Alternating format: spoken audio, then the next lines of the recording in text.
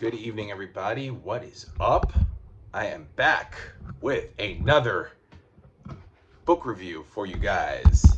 The Alpha Chat Epic Collector is here to talk about epics and read them for you so you don't have to. Hope you guys dig the new haircut. Got a marine style, oorah haircut today, and trimmed the beard too a little bit. So, all right, but we're not talking about me and my looks. We are talking about Punisher Volume 3. Actually, he was a Marine. He's a Marine. I was a Marine. So it kind of isn't keeping, guys, with the style here. But yeah, anyway, I'm talking about Punisher Volume 3. What is this called? Kingpin Rules. I knew that. The Kingpin does indeed rule this volume. Actually, for only about 4 issues. Issues 15 to 18. Mr. Frank Castle, aka the Punisher, and a team of people go after the Kingpin, and he actually whoops their asses a little bit. He actually kills a couple of members, but Frank Castle does make it through the Punisher.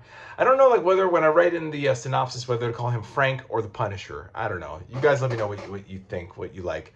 I like detailing all these issues. It helps keep my mind going, you know, how to keep some mind remembering what each issue is about. Really cool stuff. I know I keep saying that, right? Shut up.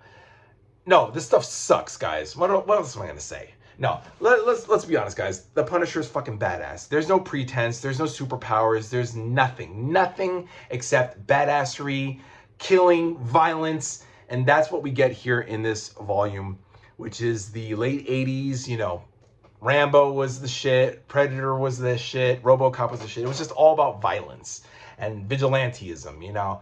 And we get it. We get it with the Punisher here. Mike Baron, Mike Baron's writing is pretty fucking awesome.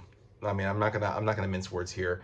I just wish he would not scribble out the curse words. Either use the curse words or don't. Obviously, it's Comics Code approved, you know, but they always have like these weird designs, so I'm always like bleeping whenever I read it. But I really want to say the curse word: shit, fuck, cunt, bitch, whatever it is. You know, I say it out loud when I'm reading it, but then I also have to like bleep myself because I don't know how it is.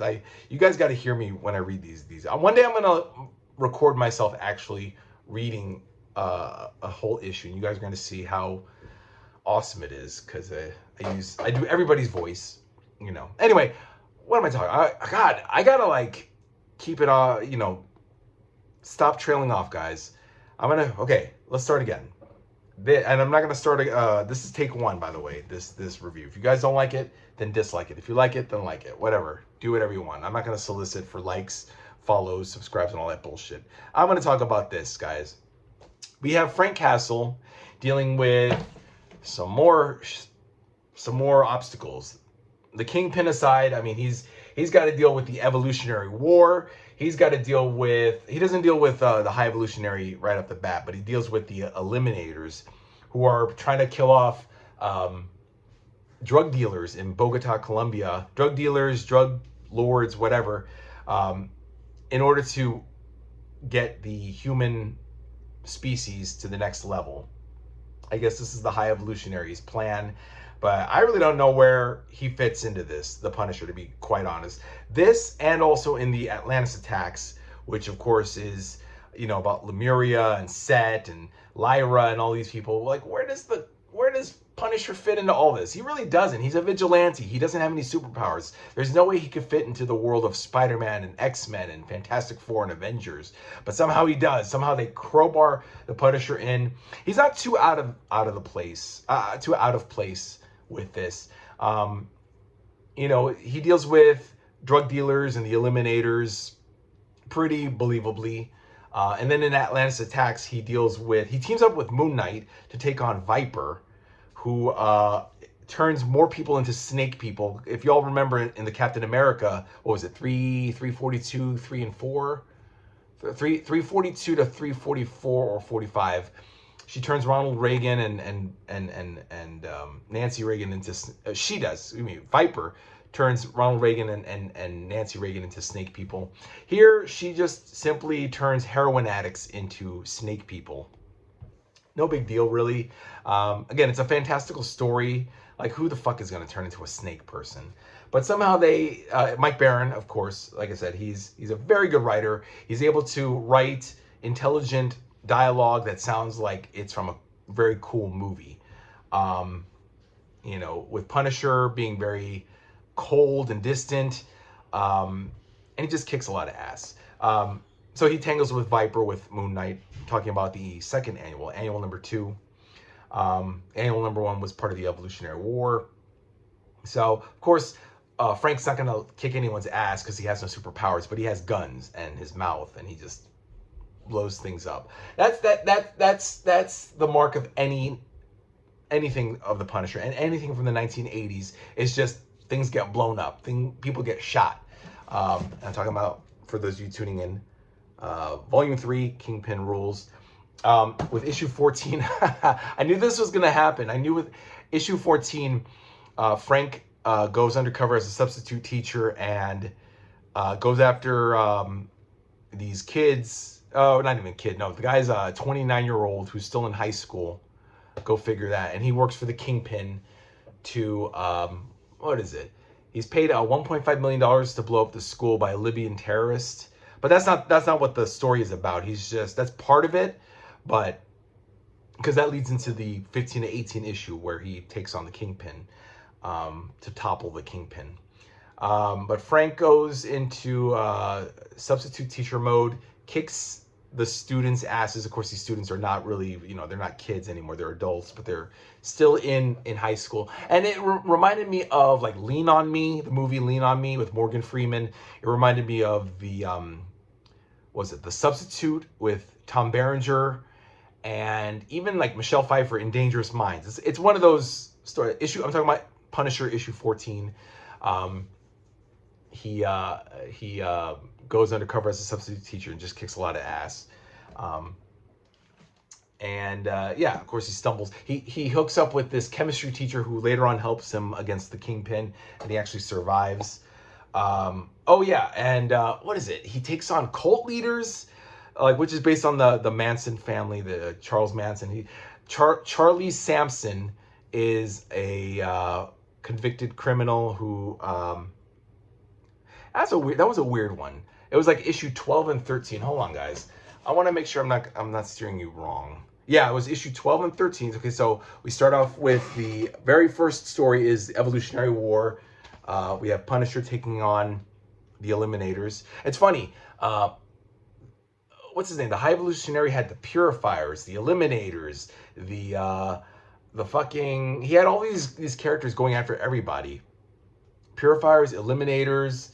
I forget their names. Man, look at that artwork, guys. Just Frank Castle is just... It's all in his eyes. He's just so cold and mean. I want to just show you guys real quick. Issue 11, right? The issue 11 was a standalone issue where he hooks up with Conchita, what was her name? Ortiz, and her husband. It's funny, she wants to fuck his brains out and like doesn't give a fuck about her husband. But he's in the desert of Mexico. It was northern Mexico, and he hooks up with this chick, Conchita, who eventually dies. Oops. Spoiler alert, guys. Yeah, she joins up with Frank and company to fight the Kingpin, and she gets killed. Hold on. Try not to phone this in for you guys. I really want to make this a really good review for you. This whole book is so fucking phenomenal. I mean, it's just 80s, Punisher dealing with drugs, dealing with gang leaders, mafia. Look at that artwork. We got Will Portacio doing the artwork, the cover, but also the interior art too. Right, this is his homie, his buddy, the informant Ortiz, who rescued him from the desert after the fucking psychopaths here. It's funny, this issue, this storyline from 12 to 13 is it mixes the Lydia Hearst, the Symbionese Liberation Army. I forget what they're called here. I think they're the American Liberation Army. No, the ULA. I think is it United Liberation Army. It's basically a cross between the Manson family and the Symbionese Liberation Army, which, if you guys know your history, which you probably don't, because a lot of you Gen Zers aren't into that stuff, shame on you. But go on Wikipedia, look up Lydia Hearst. The chick here is named Lydia Spoto, but it's based on Lydia Hearst. And Charles Manson, who is Charlie Sampson. I mean, my God, could Mike Barron be any more transparent as to who he's inspired by? I mean, seriously. So you got Manson family, but it's not really Manson, it's Sampson. And they kick the shit out of Frank, and Frank is stuck in the desert. But he's, of course, survives because he's the Punisher. And the Punisher is going to punish. I really wish Frank would, when he kills people, like, you know how like the Scourge says justice is served. I wish, it's going to sound corny, guys, but I wish Frank would say, like, blows him up and just is like, you're punished. Now you've been punished. Or you've been punished by the Punisher. Something like that. I don't know. I just wish he had, look at that. A lot of kabooms, guys. A lot of explosions. Yeah, Kingpin rules. This issue is so awesome. Issue 14. He goes into, don't be deceived by this. This girl doesn't die. He's just, it's like Lean on Me, Dangerous Minds, and The Substitute before any of that had occurred. Maybe Lean on Me, this is like 1989, and Lean on Me did come out in 89. I don't know if Mike Barron saw that, but Frank is just like, I'm your new substitute teacher. He's like, good morning. I'm going to read this because I don't have my glasses. Ready, guys?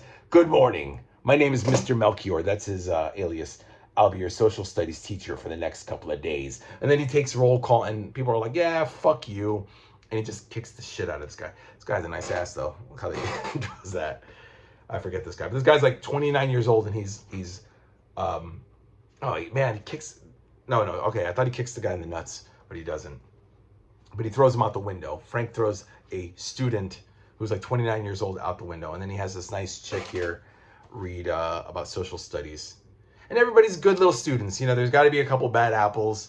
And then we get from 15 and 18, we get that storyline with the Kingpin. Kingpin's very much like, hello, I'm the Kingpin of crime. That's my voice for the Kingpin. I based that off of Roscoe Lee Brown, a black guy who did the Kingpin's voice in the 90s Spider-Man cartoon. And then we had this guy, the Board, who was a hacker, who was kicking the shit out of Microchip's own hacking skills. And then fucking Kingpin gets the Triad involved. And then the Triad starts slitting people's throats, going after Punisher, killing his people. Then the Board wants to defect to the Punisher, and then he gets his throat cut. Sorry, guys, I'm spoiling everything. But it's oh, and then it's like the battle bus, the Kingpin's battle bus versus the battle van, and everybody's shooting. And I mean, it's crazy. And of course, he's so unflappable, the Punisher. You got the chemistry teacher, the black dude here, Brooks, Harvey Brooks, I think his name is. Harvey? Something like that. I don't know. And you got Microchip driving. Microchip's son got killed. I think I covered that. Just a lot of explosions. Then we got, it was this issue 18. The finale here is to face off against the Kingpin. You got Frank and the Kingpin, Wilson Fisk, going toe-to-toe. One thing I didn't like, though, is the ending of this storyline, because it's like the Kingpin just lets them go. This is probably the almost as bad as when Dr. Doom let the Fantastic Four in like issue 87. That issue 84 to 87 of the Fantastic Four, like from 1969. Dr. Doom has the Fantastic Four at his mercy, and he just lets them go because this other dude working for him destroys his artwork. So Dr. Doom kills that guy and lets the Fantastic Four. It's so lame. It's Stan Lee. But this is kind of like the same thing here. It's not a good ending. Like, the Kingpin is beating the shit out of Frank, has him at his mercy, and then what happens? Somebody talks the Kingpin out of it. Yeah, it's the black dude, the chemistry teacher. He goes, shoot me, and he dies. So Kingpin has Frank right at his mercy. Frank's like, shoot me. Go ahead, take the Tommy gun, the Uzi or whatever, kill us both. And he's like, yeah, so what? You know, I'm not gonna repeat this, guys. It's just bullshit. It's like, I don't know why the Kingpin doesn't just snap his neck. I mean, yeah, he's got the gun on him or whatever, but it's like, who gives a fuck? Just blow everybody up. Everybody's just, I don't know, guys. None of it makes sense. Punisher's like, kill me. Everyone's like, no, we're not going to do that. He's like, you fucking retards. You guys are fucking up the mission, okay? And Chip's just like, yeah, you know, Frank, let's just go. And Kingpin's like, okay, you have 24 hours to vacate, otherwise I'm going to kill you. And it just ends. It ends with like, okay, well, what are you going to do? I don't know. What are you going to do? I don't know. I think I'm going to go back and teach at the high school. It's like this dude is like, he just went up against the Kingpin, and he's like, oh, I think I'm going to go. The last bit of dialogue right here is like, I think I'm going to go back to being a teacher if any school's going to have me. It's like, what? I don't know. They just fly off into the sunset in the helicopter, and it's kind of lame. Then issue 19, he goes to Australia and fights this dude named Roke, Spider Roke. Look at this. This camel looks more pissed off than Frank does. But anyway, it's, what is it? The Punisher and the Land Down Under. Yeah, and I did an Australian accent when I did this Spider Roke. This dude is so merciless. So this woman's choking on her food, right? And Frank saves her. He does the Heimlich maneuver and saves her. She has a little daughter here, by the way. She has a daughter here. Then Frank is bringing in a drug dealer, Spider Roke. This dumb bitch comes in to thank him for saving her life. Then Roke fucking kills her. Like he knocks Frank out. He shoots him in the head. But Frank somehow miraculously survives because he's the Punisher. And then he wakes up and finds that the woman's dead. And I guess the little girl's still alive. I don't know. But what a cruel twist of fate. This woman is choking, is about to die from choking on her food, is saved by the Punisher, only to die minutes later, to like thank him for saving her life. And then this animal, this Australian piece of shit, just fucking, what's a horrible thing to call an Australian person? I'm not going to say it, but you guys know what I mean. And so Frank goes all the way to Australia to avenge her. Yeah, it's a nutty issue, but we move on. That's issue 19. Then 20, we got, what is this? Oh yeah, he's in Las Vegas. Oh my God, this was such a weird issue, guys. Issue 20 of Punisher. This is like a dude. This is a woman, but it's a dude in drag. I don't know if it was a transgendered person or whatever. But man, I mean, I thought it was a chick, but it's really a dude. I'm sorry for spoiling this for you guys, but God, you got to read this. If you can find this book, you're not going to find it in your comic book stores, guys, because it's completely, I forgot how much I paid for it online, but man, you got to get this, because this is weird shit. This is like Frank going after assassins and transvestites and transsexuals and cult leaders and everybody's getting blown up. I just got to keep repeating that. Blowed up. That's the operative word here. And Frank just doesn't give a shit. You know, he's nailing women. He's banging everybody. He's got Microchip. Microchip also has, Microchip has like 2 stories in the annuals, 1 and 2, the Evolutionary War one and the Atlantis Attacks one. And he's like saving everybody. The first, the Evolutionary War, he's saving an old friend of his, a woman who's getting, who's targeted by her ex-husband, but he saves her. And then in the Atlantis Attacks annual 2, he saves this Vietnam restaurant, his favorite restaurant. The owner is captured by this other Viet Cong piece of trash, and who's a cannibal, and he saves his ass. Chip, I'm talking about Chip. Without Frank, without the Punisher, Chip is like the coolest. He looks like a geek and a nerd and a loser because he's fat and old, but he's like the man. He's probably a bigger man than the Punisher. And then Frank, so then finally issues 21 to 25, that's the last storyline, involves this boxing, it's like boxing.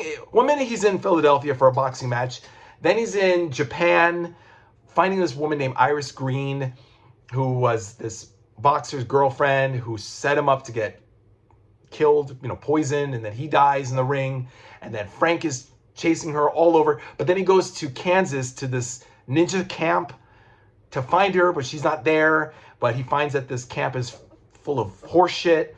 So then the ninja, the daughter of this ninja, because they're teaching bad ninjutsu under this guy Yakamoto's name, and then the daughter is gonna kill them because they're perverting her father's technique.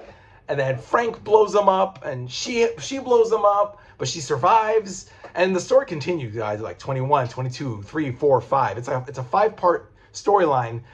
that ends up with Frank ending up in Japan with these guys called the Eternal Sons and the Shadow Masters. Are you guys with me so far? It's really confusing. It's a little, I would say it's bad confusing. It's just there's a lot. I mean, I don't know how S.H.I.E.L.D., Nick Fury, doesn't recruit this motherfucker as a S.H.I.E.L.D. agent. I mean, the dude is like fucking James Bond, only he's also Dirty Harry or Charles Bronson from Death Wish. I mean, he's killing everybody and blowing everybody up, but he's so suave and smooth. He fucks all these girls all over the world, and he travels all over the world, and he just blows people up. You know? My head's blown up just by the amount of sheer violence in this book. And this is approved by the Comics Code, guys. I'm talking about Kingpin Rules Volume 3, guys. I'm exhausted. Took me only a day to read this. This book is what? 496 pages. Started it yesterday, finished it today. Written by Mike Barron. Pencils by Wills Portacio. Mark Teixeira. Eric Larson. Oh yeah, Eric Larson did the last storyline. So from issues 21 to 25, Eric Larson of Savage Dragon fame. You guys know who that is. I think this was like one of his early works too. He did that. Roger Salick did the Chip storyline, the Chip stories in Evolutionary War and Atlantis Attacks. Reinhold, Bill Reinhold. I thought it was Judge Reinhold, the actor. He does something. I don't know. So that's it, guys. That's just Punisher 11 to 25 and annuals 1 and 2 of Punisher. So, woo! I am hot, guys. I am hot. I need to turn on the air conditioner. Next one, guys. Hold on. Let me pull it out. I'm going to pull it out for you guys. And I'm going to show it. Volume 4. No, not that, guys. I'm not going to show my dick. How dare you? Get your minds out of the gutter. No, Volume 4. Return to Big Nothing. I just love that title. Return to Big Nothing. What is Big Nothing? What is that? Apparently that's the epic graphic novel. So this is going to cover, I can't see, guys. I'm blind. I might as well shove this right in my face. This is Punisher 26 to 34, annual number 3, classic Punisher number 1. Really, it's a one-shot. So there's no, like, I don't know why they put number 1. It's just a one-shot. So it's classic Punisher, epic graphic novel, Punisher, Return to Big Nothing, Marvel graphic novel, Punisher Intruder, and Punisher, also Marvel graphic novel, Kingdom Come. I think the Intruder is 51 of the Marvel graphic, and Kingdom Come is like 64, number 64. Nobody keeps count anymore. All right, guys, this is the next one, Volume 4, Return to Big Nothing. How did I do, guys? If you like that review, hit that like, or if you didn't like it, dislike it and go fuck yourselves. I don't care. No, I love you guys. I really do. Mwah! Kisses, guys. No homo, though. Or total homo. I don't care. Who gives a fuck, guys? This is my channel. If you don't like it, go look at Omar and Curtis's dumb faces and go listen to theirs. So, but they did announce the new books from like March to July, and I need to, of 2025. So I need to talk about that, guys. I'm excited. How about you guys? We're gonna get Rom, Micronauts. But please, guys, don't comment about Rom and Micronauts in this one. Just comment about Punisher, okay? I'm gonna make a video about these upcoming epics, and we'll talk about that there. But I am excited, and I hope you guys are too. Okay, I'm done. I gotta go eat dinner, guys, because I'm fucking hungry. Have a good night, guys, and I'll see you in a couple days after I finish Volume 4, and we'll talk about that then. Bye.